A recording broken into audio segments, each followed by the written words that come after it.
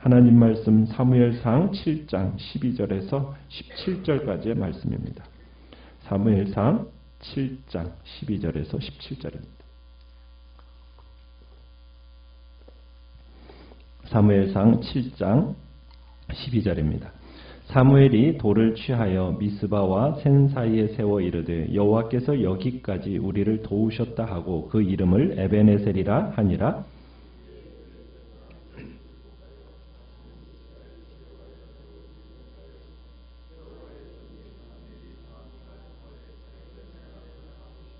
블레셋 사람들이 이스라엘에게서 빼앗았던 성읍이 에그론부터 가드까지 이스라엘에게 회복되니 이스라엘이 그 사방 지역을 블레셋 사람들의 손에서 도로 찾았고 또 이스라엘과 아모리 사람 사이에 평화가 있었더라.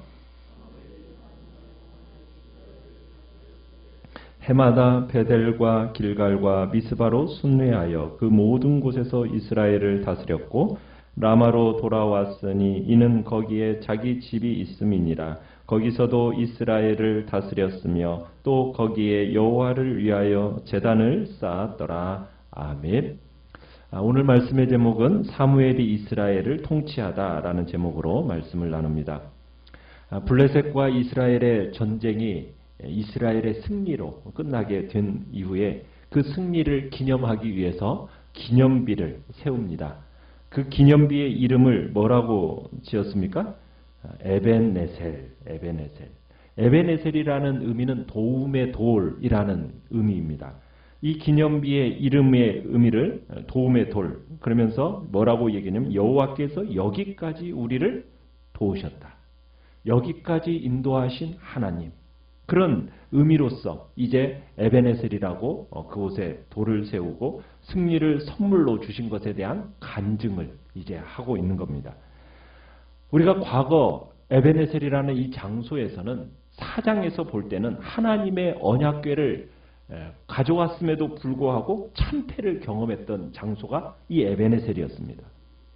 하나님의 언약궤를 빼앗겼고 어떻게 보면 그 에베네셀이라는 장소는 그때는 치욕의 장소였어요. 그런데 이들이 참된 회개를 하고 하나님 앞에 자복하고 은혜를 구하고 사무엘이 말씀을 선포하니까 회복이 되기 시작했죠. 그리고서는 7장에서 에베네셀에서 실추되었던 그 하나님의 영광이 회복되는 장소로 바뀌어집니다. 패배의 상징이었던 그 장소가 승리의 상징이 되어진 거죠. 지난 수십 년 동안 이스라엘에 하나님이 함께 하신다. 이것이 확실치 않게 느껴졌어요.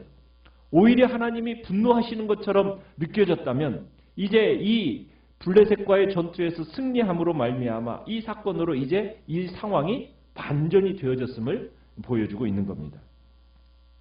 12절에 여기까지라는 문구를 통해서 자기 백성을 위해 지금까지 역사하신 하나님, 그 하나님께서 장래에도 그러하시리라. 이 사실을 함축하고 있는 겁니다.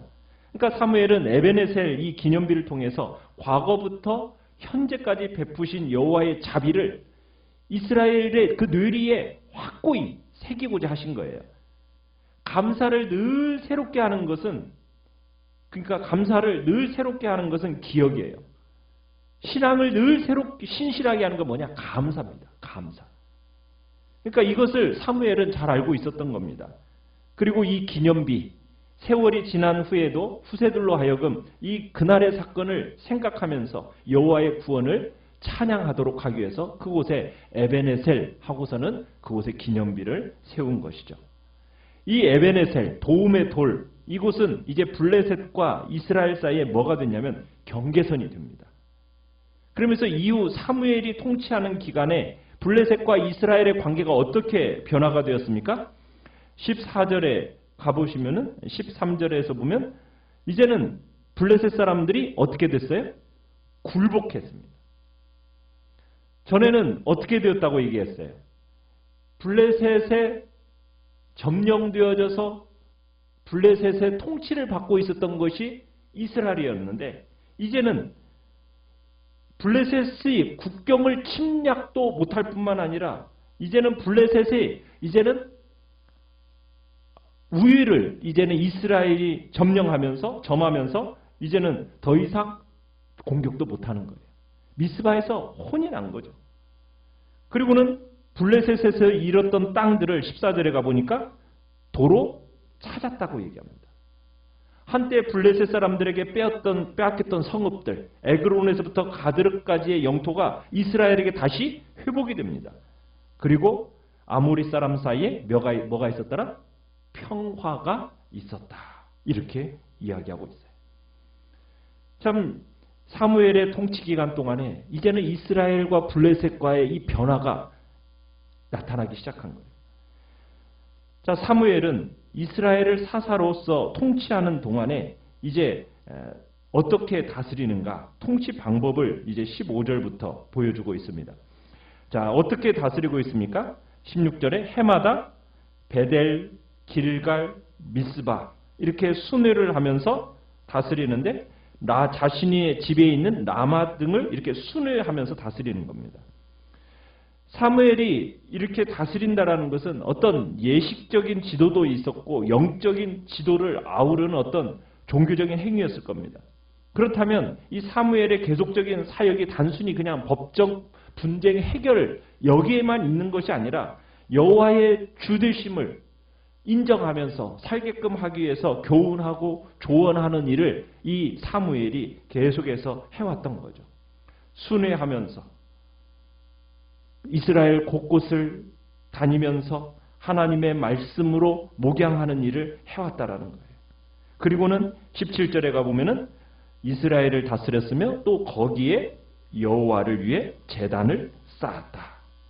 자, 그러니까 사무엘의 이 다스림의 방식은 뭡니까? 베델, 길갈, 미스바, 라마 이것들을 순회하면서 계속 이스라엘을 지파를 다스린 거예요.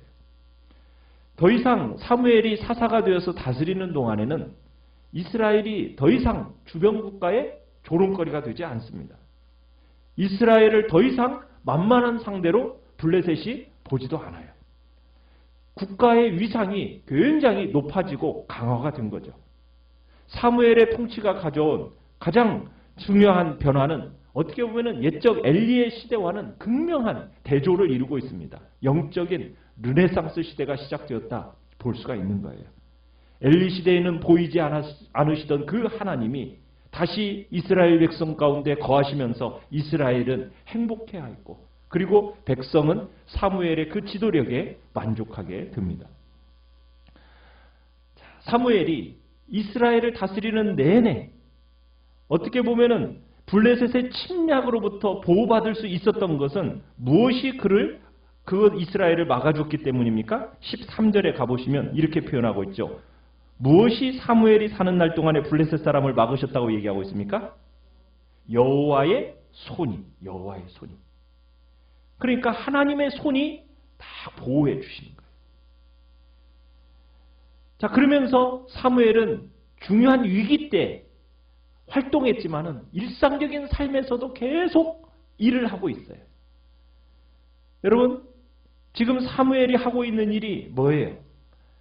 그냥 위험에 빠질 때 이스라엘 백성들을 어려움으로서부터 보호해주는 역할만 하는 것이 아니라 끈질기게 계속해서 하고 있는 일은 무엇입니까?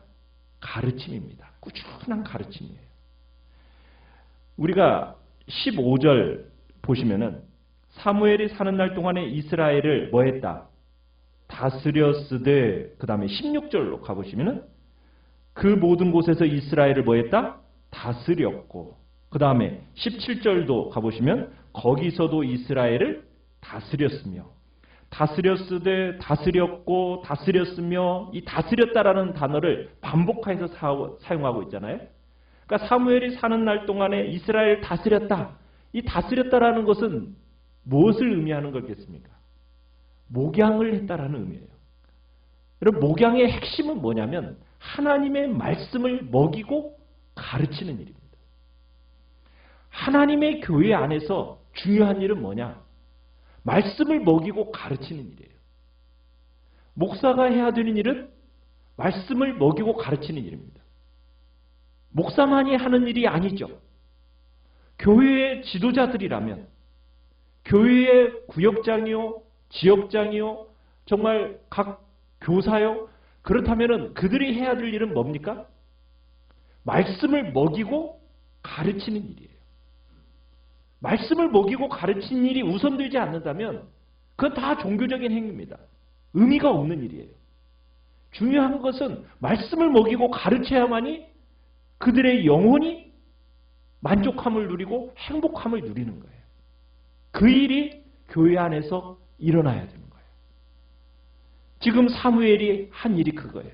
다스렸다는 거예요. 목양하고 먹이고 끊임없이 경고히 하고 꾸준히 가르침으로 말미암아 미스바의 부흥처럼 화려하지는 않았지만 거기에서 바로 이스라엘을 공고히 하고 견고히 하고 그리고 하나님의 손이 끝까지 그들을 붙들어주는 그런 복된 일을 하게 되었다라는 겁니다. 주님의 교회에 해야 될 일이 바로 우리들이 가야 할 길이 어디에 있는가를 우리에게 보여주고 있는 것입니다. 우리는 에베네셀이라는 이 기념비를 생각해 볼 때 여호와의 행위에 대한 기념비, 여러분 이것 때문에 사실 우리의 신앙이 지탱되어지고 있는 겁니다.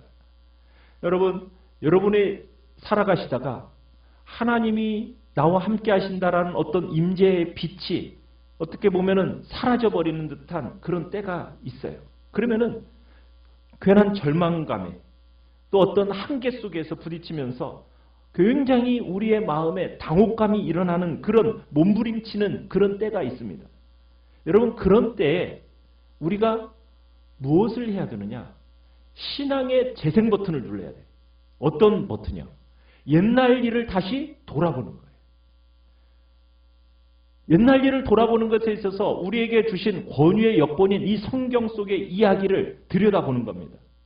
하나님의 백성들의 고난 속에 하나님이 어떻게 역사하셨고 그 이야기 속에서 하나님이 어떻게 우리를 구원하시는가? 그 이야기를 말씀 속에서 끊임없이 다시 듣는 일을 해야 됩니다. 그뿐만 아니라 체험적인 역본. 체험적인 역본이라는 게 뭐겠어요? 내가 주님을 믿는 이유로 살아오면서 여러분들이 경험했고 느꼈던 하나님의 도우심의 손길들, 자비의 손길, 섭리의 손길, 그 끈을 돌아보시라는 거예요. 여러분의 그 하나님이 행하셨던 그 자비의 행위들을 여러분의 마음속에 새겨 놓으십시오. 마음에 뿐만 아니라 직접 여러분들이 어디에다가 기록해 놓으시는 거예요. 적어 보는 거예요. 여기까지 하나님이 나를 어떻게 인도하셨는가. 그것을 생각해 보는 거예요. 말씀 속에서, 체험 속에서 이를 통찰하면요. 여러분, 우리의 마음 속에 지금까지 어떻게 나를 도우셨는가? 여러분, 이것을 알게 되는 순간 우리의 마음 속에는 말할 수 없는 기쁨과 행복과 그리고 두려움은 사라지고 담대하게 이 땅을 살아갈 수 있는 은혜가 우리에게 주어지게 되는 거예요. 여기까지 정말 우리를 도우셨다. 우리 아직 알 수도 없고 아직 밝혀지지는 않았지만 미래에 대해서도 분명한 확신이 우리에게 주어지게 되는 거죠. 어떤 사람들은 그렇게 얘기할 때 보면 과거 속에 사는 거 아니야? 아닙니다. 과거를 돌아보지 않는 그 일이 오히려 더 좋지 않은 거예요. 성경은 분명하게 얘기하고 있어요. 우리는 과거 속에 살아야 돼요. 여호와 하나님의 자비하심을 기억해야 됩니다. 그리고 그것을 노래할 수 있어야 돼요. 현재 속에 우리가 서 있지만은 우리가 미래에 대해서 확고부동하게 하기 위해서는 우리가 과거에 자주 하나님의 그 섭리의 손길들을 돌아보는 일들을 해놔야 돼요. 그런 일을 하기 위해서는 여기저기에다가 뭘 세워놔야 되겠습니까? 에베네셀과 같은 기념비들을 자꾸 세워 놓으시는 거예요. 하나님께서 나를 이렇게 도우셨다. 그런 기념비. 여러분, 그런 기념비가 여러분의 인생 속에서 곳곳에 세워져 있으십니까? 여러분이 신앙이 힘들 때마다 그 기념비를 바라보십시오. 그러면은 새로운 힘이 솟을 거예요. 여러분의 뒤를 돌아보실 때마다 하나님의 도우시는 손길을 경험해보지 못했다면 여러분, 그건 여러분에게 문제가 있는 겁니다. 왜? 하나님이 나를 도우셨는지, 어떻게 도우셨는지 여러분의 인생 속에 정말 그곳마다 하나님의 역사하심이 분명히 있었기 때문입니다. 여러분, 기념비를 세워놓으십시오. 그 기념비가 많은 사람은 복된 사람이에요. 여러분 안에 정말 하나님을 향한 믿음의 삶을 살고 그곳에 기념비를 세워놓고 하나님을 찬양하는 삶이 여러분 안에 풍성하기를 간절히 바랍니다. 여러분의 삶의 모든 영역에서 여러분 기도를 잊지 않으시고 하나님의 도우심을 구하며 사시고 하나님의 도움이 우리 속에 있었다면 그곳에 기념비를 딱 세워놓으시고 그리고 여러분의 삶에서 그 기념비들을 끊임없이 묵상하면서 여기까지 도우신 하나님이 내 인생의 미래도 책임지시고 계속 인도하실 것에 대한 확신 속에서 담대하게 승리하며 살아가시기를 간절히 축원합니다. 오늘 말씀을 생각하면서 기도하시고 생각하면서